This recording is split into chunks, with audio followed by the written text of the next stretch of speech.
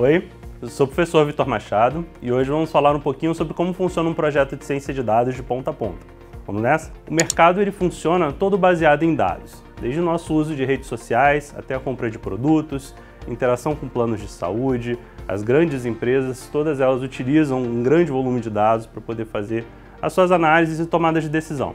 Então, desde a decisão de qual produto deve ser lançado, de qual serviço precisa ser alterado, de qual preço a gente precisa definir para um produto, tudo isso gira em torno de dados. O trabalho de cientista de dados é identificar, em meio a esse grande volume de dados, quais deles são importantes para o processo de tomada de decisão.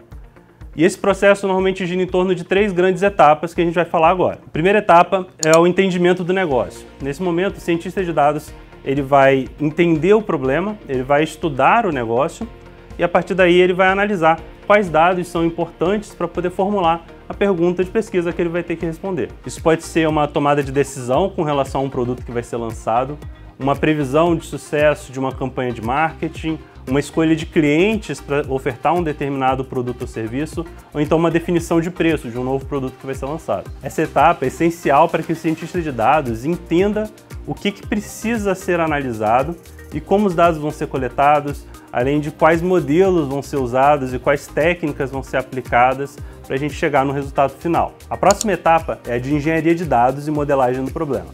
Nessa etapa, com os dados que já foram identificados pelo cientista de dados, ele vai aplicar um processo chamado de ETL, que é uma sigla em inglês para extração, transformação e carregamento de dados. O ETL envolve o processo de coleta de dados das várias fontes possíveis, de dados financeiros, sistemas corporativos, de informações do mercado financeiro e por aí vai. A partir daí, o cientista de dados faz todo um tratamento e processamento desses dados e carrega em cima de um banco de dados que vai ser usado para aumentar a eficiência da análise. Com os dados devidamente tratados, o cientista de dados vai aplicá-los em um modelo de análise.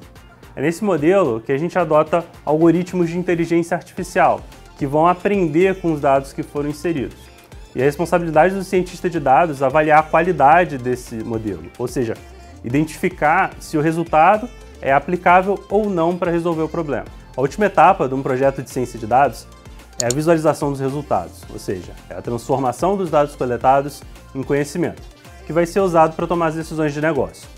Para essa etapa, normalmente utilizam-se ferramentas e técnicas apropriadas, como o Power BI, o Metabase e o Tableau. Essas ferramentas geram relatórios que são chamados de dashboards, que possuem tabelas, gráficos e imagens que vão permitir o processo de tomada de decisão. E aí, curtiu o conteúdo?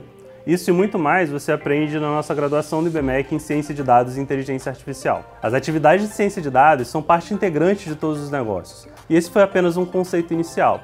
Tem muito mais coisa para a gente debater. Te vejo em sala de aula.